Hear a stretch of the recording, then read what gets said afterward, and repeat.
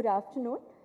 I'm happy to be here at our session that's in person, our 5th year at the ICC conference. And this Boyden session has two parts, a very engaging panel discussion with our eminent panelists and the presentation of data from our CEO survey, which I will start with. So this reflects the profile of the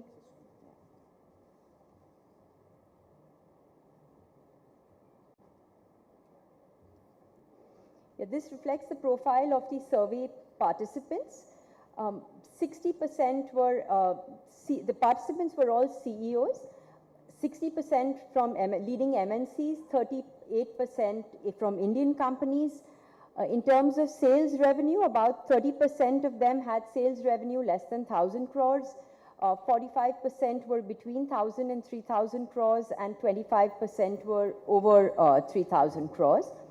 44% manufactured semi-specialty products, 56% specialty products, 60% served domestic markets as well as exported, and 40% did domestic products only.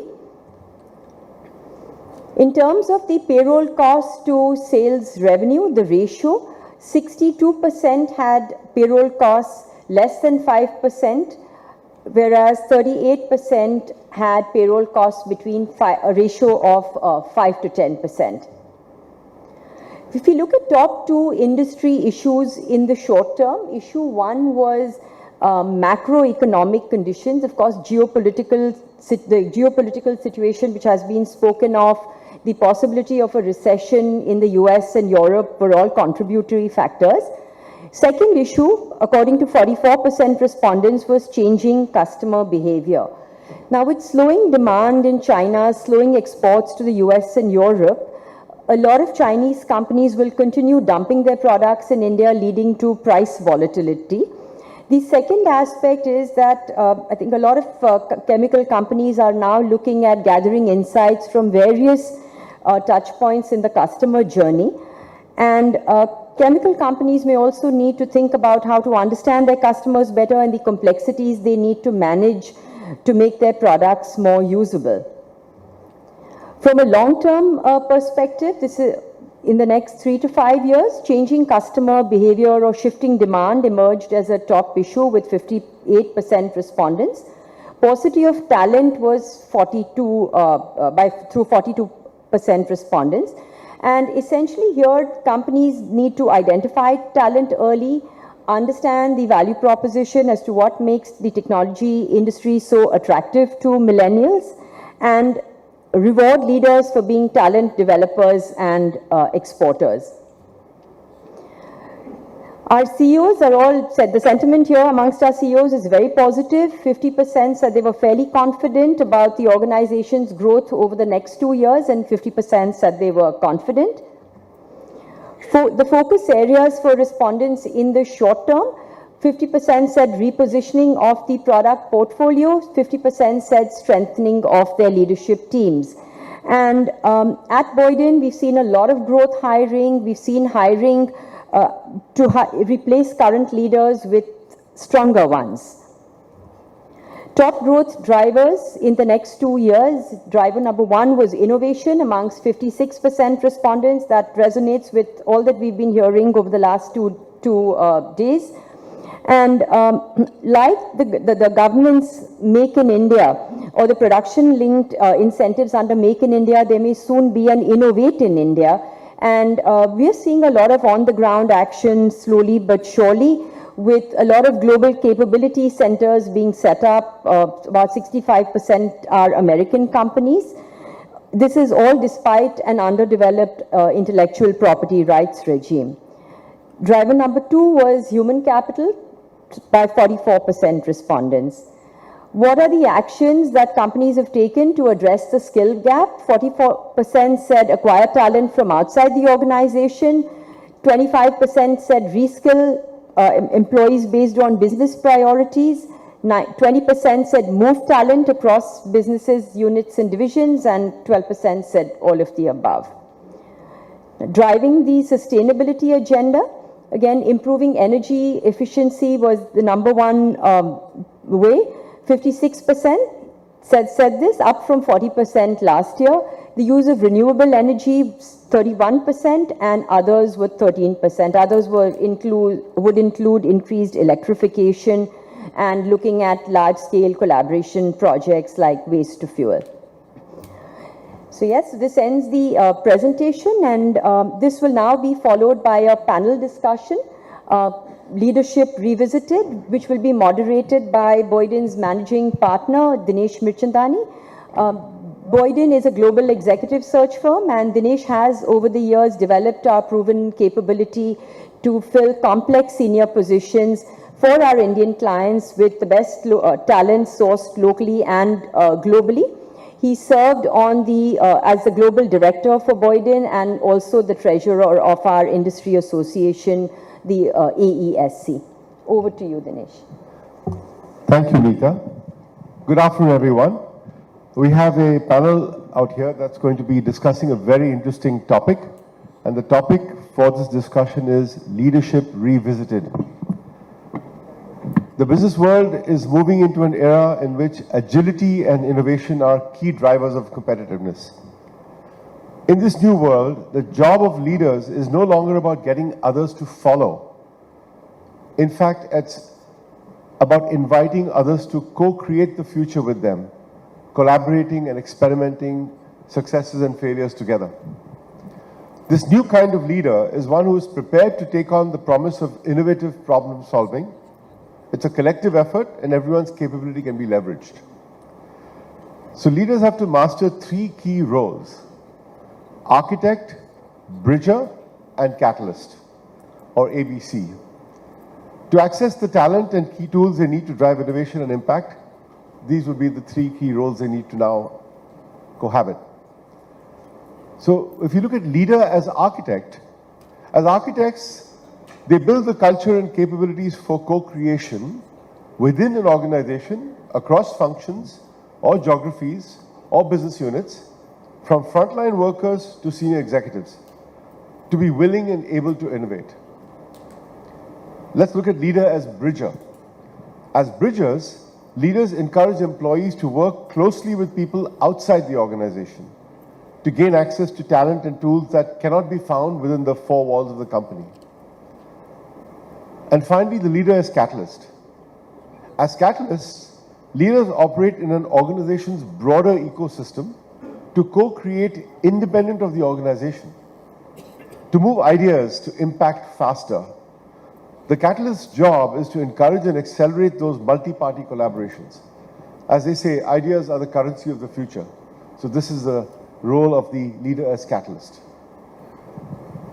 Having defined the framework of this conversation, let me now introduce you to our wonderful panel.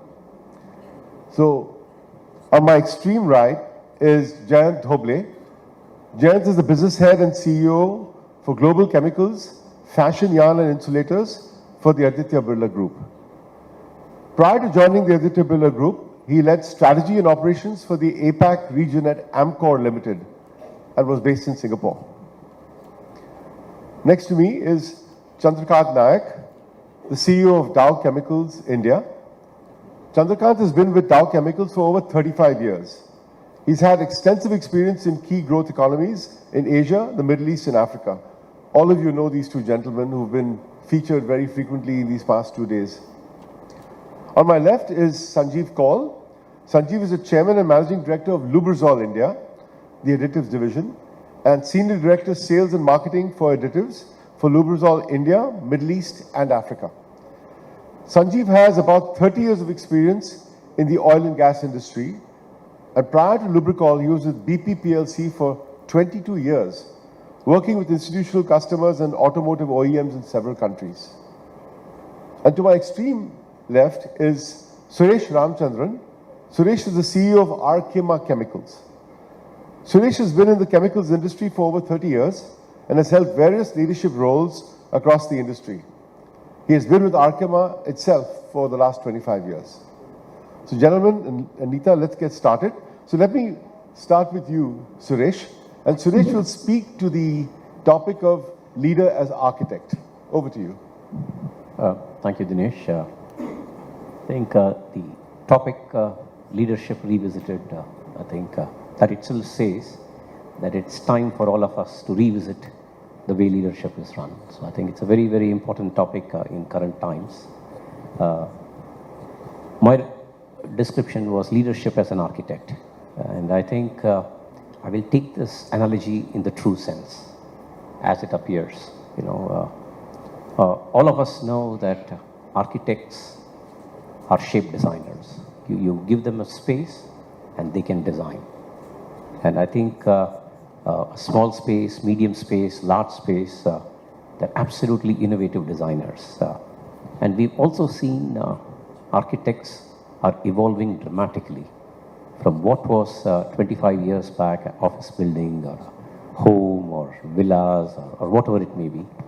It's completely changed now. And I think a leader as an architect plays a similar role. I think a leader is one who's shaping ideas, shaping thoughts, shaping new innovations in an abstract space. But I think space is the common theme here. Like an architect works on space, a leader today all the time works on space. Nita had requested if I could give one example from the past of my own experience of how the space is important and whether there is a live example. About 10-12 years back, we had an acquisition and we had the old team with us. And against the wishes of the management, I decided that I will continue only with the old team. And when I went there, I found that people had spaces, people had tables, definitely. But they were tremendously slotted into silos. And I think that silo space was confining their imagination.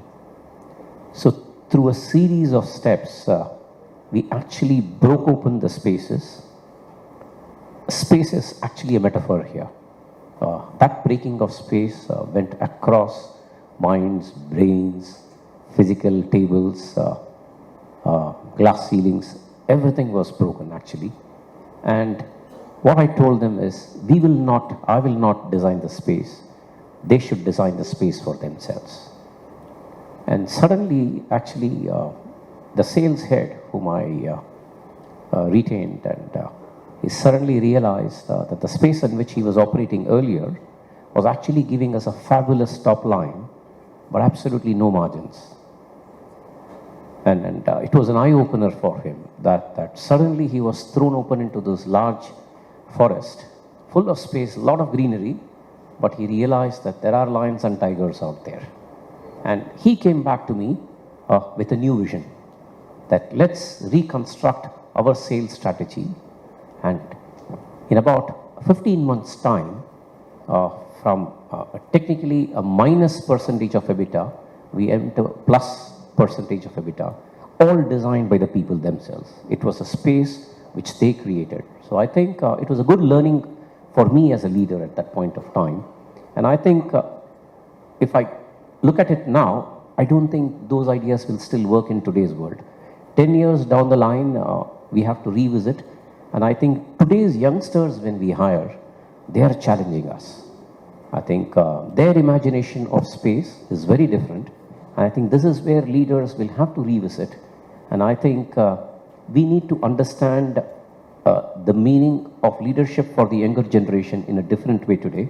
And I think it's a fabulous learning for all of us. You know, the way they challenge us, the way they, again, space being a metaphor, they're coming out with brilliant ideas. And I think leadership is getting innovated all the time today with the present young generation. Thank you, Suresh. That was really interesting. Let me turn to Jayant Dhoble. And Jayant, would you speak to the topic of leader as creator, as catalyst, sorry. Sure, I would love to speak about catalysis. So we are in the business of chemistry, all of us here, right? So I have to draw this analogy now. So catalyst, as we have traditionally learned, is an entity that helps accelerate the speed of a reaction, right? And without being fundamentally transformed itself. And if I take this analogy a bit forward, a catalyst doesn't act in isolation. It needs reactants around it. There are molecules around that want to do stuff. They want to give away electrons, they want to rearrange. There is some heat of reaction going on. So catalyst-enabled reactions are fundamental to our business, right? Absolutely fundamental to our business. Now, if I draw this analogy to human beings, it's not very different. We all come to work every day, we interact, we exchange ideas, we rearrange ideas, we construct something new. I'm reminded of a time, I think much earlier in my leadership journey, when I was running a project and the project was not going as well as I would have liked. And I was very frustrated with my team and, getting irritated at it. And then one lady, she raised her hand and she said, Jayant, we come here every day to try and do a good job, right? And the project is not going well, not because we are not trying hard enough, but because something else may be wrong. And that was a bit of a realization for me that, yes, everybody who comes to work every day says, I want to do a good job for the organization I work for. I want to do something which, gives me creative satisfaction. I want to do something which is recognized by my peers. So everybody comes to work every day with great intentions and wanting to deliver their best. And if I take this analogy a bit forward and I think about one of the big challenges facing our industry is, of course, safety, right? Safety is very important in our industry. We carry a much bigger responsibility for safety than most in other industries, given the type of manufacturing we do. So if I take the same analogy, every person who comes to work every day in each one of our factories doesn't come saying, hey, you know what, I will try my best to get injured today. You know what, I will try my best to ensure that my truck topples over and I spill chemicals. Nobody does that, right? So in our industry, people come with great intent to work hard, contribute, create, co-create, and be safe. Yet things don't go the way they are supposed to. Then what is our role here as a leader, right?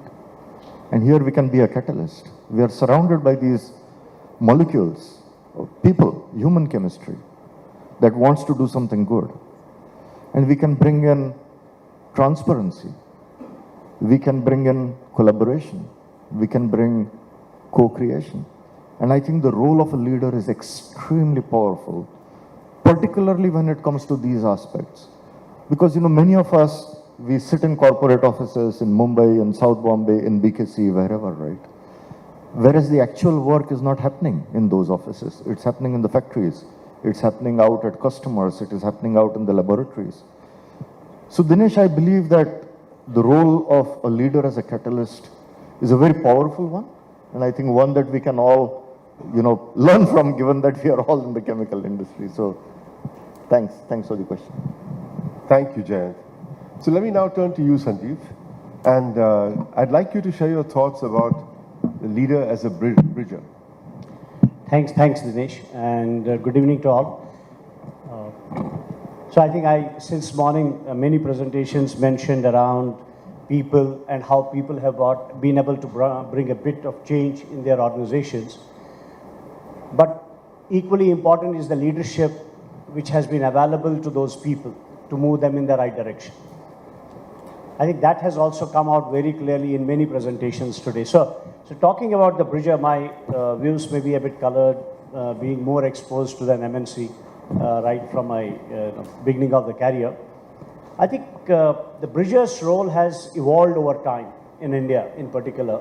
If we look back, let us say 20, 25 years back, our organizations were more compact, inward-looking, and that time not much was percolating inside. So it was a bit patriarchal. We used to do what we wanted to do and probably get away with it as well. Then there was a phase which came through, which was acute globalization. It went to the extent of almost copy pasting what is true for Europe, what is true for US, copy paste it here. And then we learned the hard way when COVID happened, Texas freeze happened, Ukraine happened, that many times we are on our own. And that is where the lines are getting now redrawn, whether it is the white lines or the red lines. And here I would say that the bridger's role has become even more critical today than it was earlier. The second area I would say is around, we have to understand that many things which are, I would say, core to us, but not core to the manufacturing process or selling, can we do it more efficiently outside? World is dynamic and we have to take advantage of those things happening outside which can keep us contemporary, give us an elbow room to implement what we want to do within our core areas. Otherwise, there are many forces which can keep us behind. So if I cite an example of my own organization, typically till 2017, we were very local, very male, very patriarchal, and very public sector kind of, I would say, compensation and benefit company. And then Lubrizol Corporation took the majority shareholding, and suddenly a lot of other things were expected. So it was a huge change how to get an outward view of what is happening inside. So we got there as a leadership team, we got together and we had a common charter, common goals. And there are 4 areas which actually sprung out where we need external help. We need to bridge some of those ideas and views from outside, whether it is our own organization outside or from some people who can contribute. First was safety, and I think everybody touched safety. Jayant just now mentioned about safety. I think the biggest challenge was to make people have less pride in what they are doing around safety, because that used to probably clog their mind in terms of new ways, new ideas. We brought in a lot of experts who gave huge long list of what has to be done in the plant. But what it actually did is that it gave us a priority listing for next 3, 4, 5, 6 years, depending upon our budgets, depending upon doability. We picked that up. And that was one big area. The second big area which we found was the supervisory skills. Here, Suresh mentioned around, the new generation. We had a lopsided kind of a dumbbell kind of an organization when 60% of our organization was to retire in 5 years. So such kind of change, and when our own kids don't listen to us in home, we can't expect the new young breed which is coming into the plant to listen to the elders who are there, who have had huge amount of experience. And in a chemical plant, as you will understand, it's not only the written process, procedures and all. One has to keep his eyes, ears, nose, everything very awake while they are handling chemicals. So how do we, and then we did a lot of investment in those supervisory skills. We had a program known as One Step Ahead. It was a 6-month-long program with a lot of psychometric analysis, a lot of outside speakers, leadership exposure within the country and outside. And we tried to do a reasonable good job on that. Third was filling around the functional gaps on competencies. We had to open people here to the advisories from the respective functions. What is happening somewhere in the world which is better, which we can replicate over here to whatever extent possible. There was a typical way, the way we had our own objection or maybe resistance to the computers earlier. It was something like that, but we had to overcome that. And the last piece was confidence in our own selves. Confidence in standing up and giving a webinar or a seminar where there is global audience.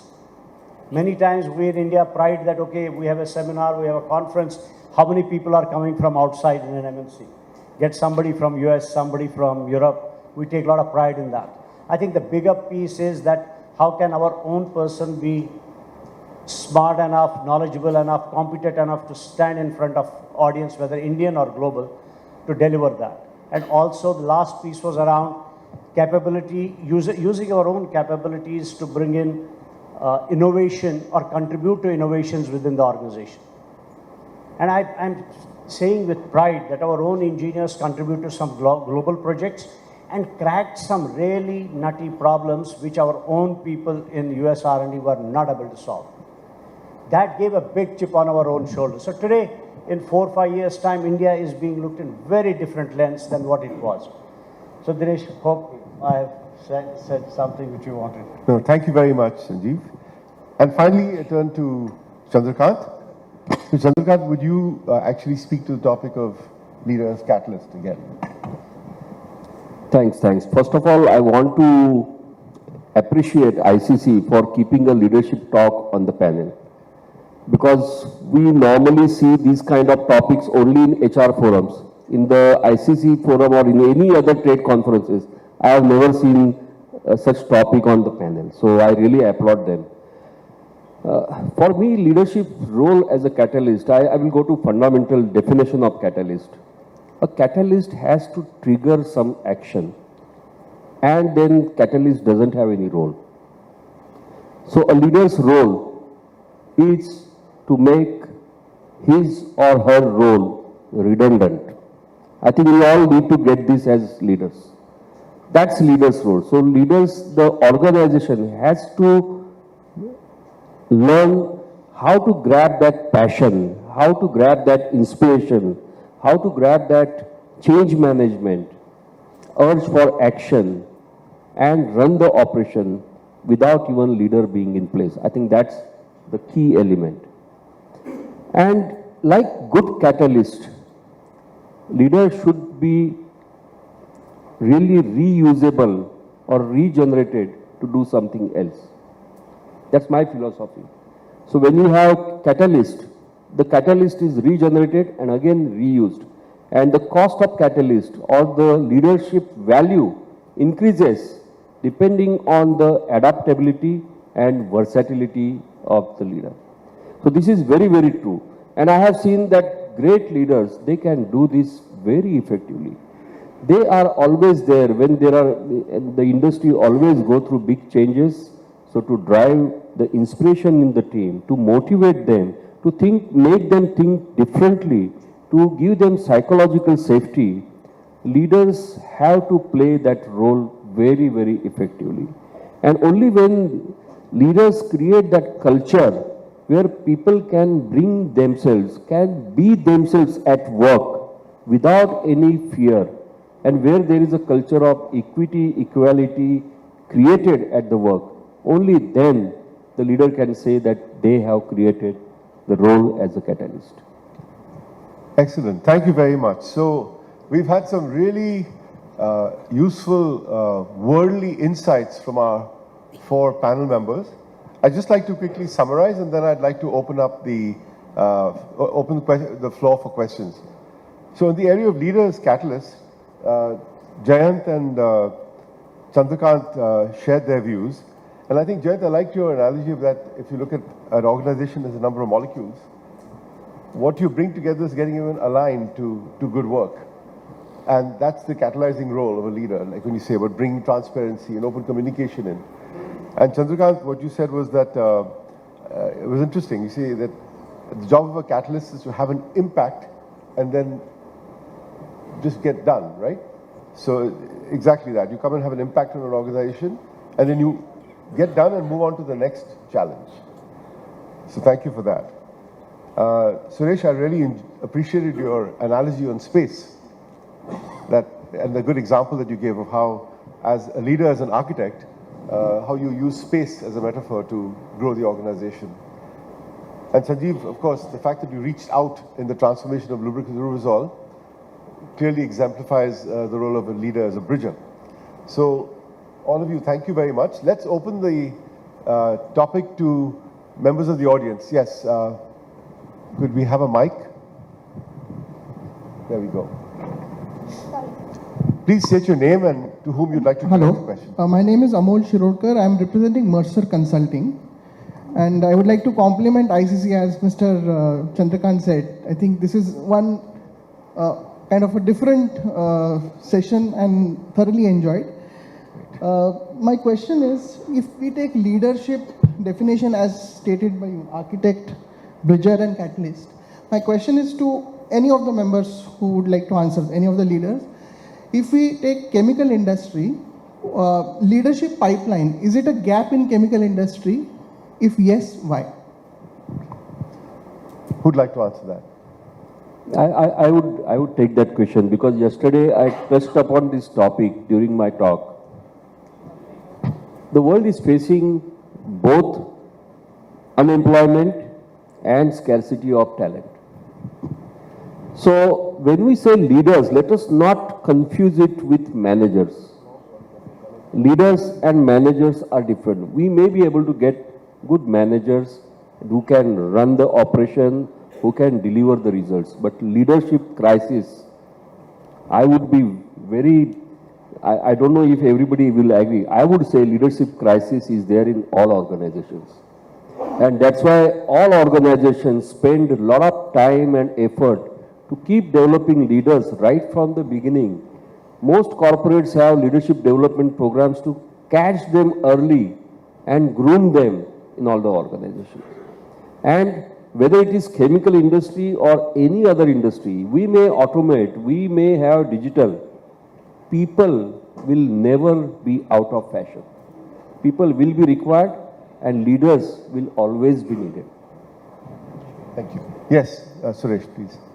Just a quick addition to what Chandra said, especially in the Indian context, leadership gap and pipeline. I think one of the big problems in India is that youngsters are confusing knowledge with wisdom, and leaders are confusing hierarchy with knowledge.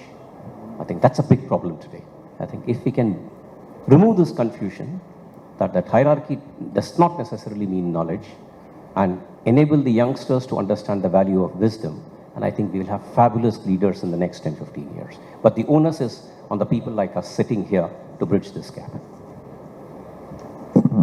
Okay, I just got a message that there's no more time for questions. The clock is reset. The clock has gone negative. But please feel free to come up and have a conversation with any of us one-on-one. So I want to thank all of you on the panel and ICC for this session.